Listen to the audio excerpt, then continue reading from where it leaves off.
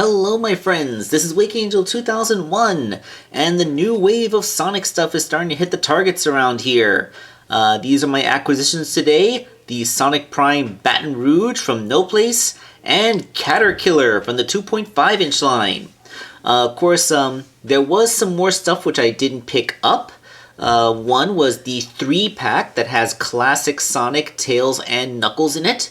I did not pick up that pack because it cost $37, which is a weird price because individually those figures should cost $10. So buying all 3 of them would cost $30. And I actually don't need to buy Sonic because, I already have Sonic. Everyone already has Sonic.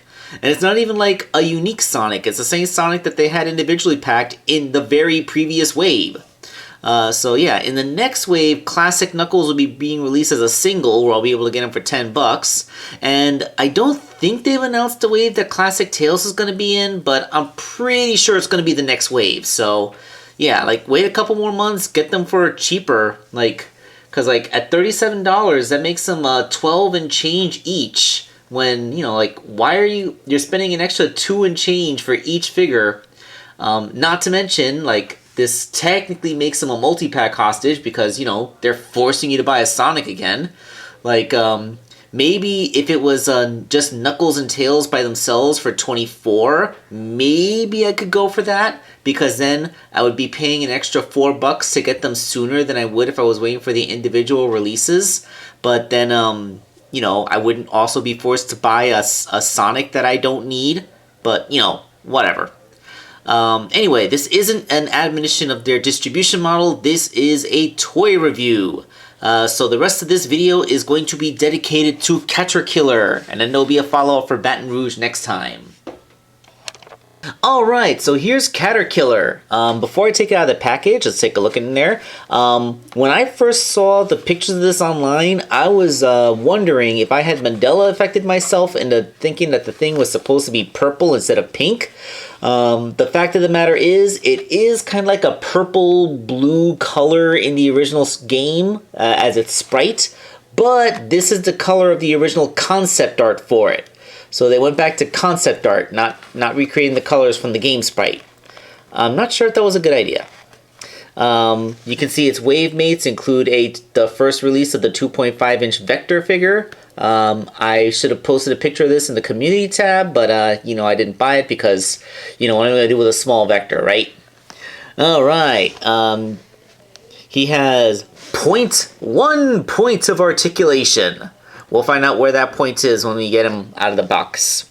A lengthy bug-like badnik that crawls around, ready to strike any foe that intrudes on Dr. Eggman's plans. Yeah, that's the description of Caterkiller. Alright, let's get him out of the blister and properly review the figure. Okay, here's Caterkiller out of the packaging, and I identified its point of articulation. Head swivel. Yeah, so it can kind of cock its head inquisitively at you. I was hoping that 1 point of articulation would be that this segment would be a hinge so that you could have it inchworm along by flattening it out and then folding it up again, But it does have wheels. Yep, wheels built in. It can stand because of those wheels, and it can roll around because of those wheels, because we all know how Caterkiller was known for rolling around.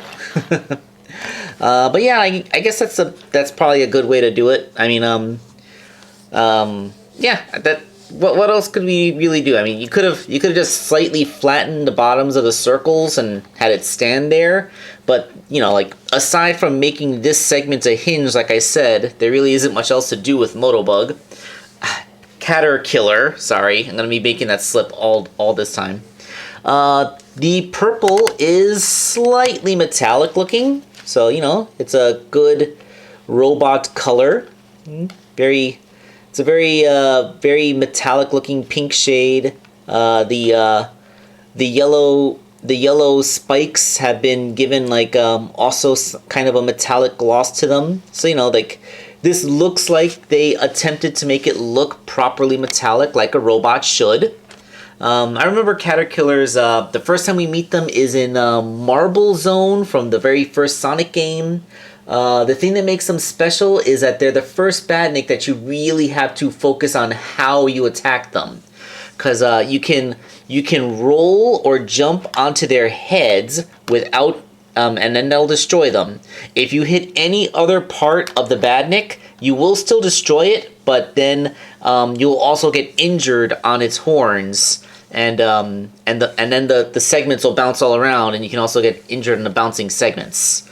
So like this is a Badnik that was, for the first time, you actually had to think about what angle you hit the Badnik. All the Badniks in the previous stage, which included Neutron, Buzz Bomber, Motobug, and I think those are the only Badniks for the first stage. Well, there were two versions of Neutron, so yeah. Neutron, Motobug, and Buzz Bomber. They were all destroyed just by jumping on them, and it didn't matter what angle you hit them at. The only thing you had to worry yourself about was Neutron or Buzz Bomber shooting you before you had a chance to reach them. So when I was a little 6-year-old kid and I saw this thing for the first time and I jumped on it and hurt myself, I'm like, ah, what the hell? Well, I know I didn't say that because I was only 6, but you know, like it was surprising to me. I actually had to think about how to attack Badniks.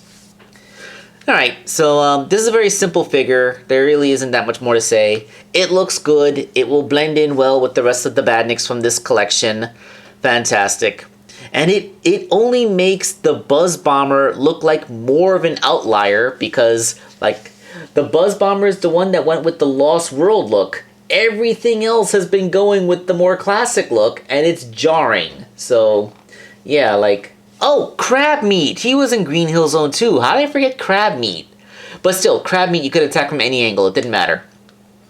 And now anybody who's typing in the comments below that I missed Crab Meat is gonna feel silly because they didn't finish watching the video first. Alright, so this is Wake Angel 2001 signing off.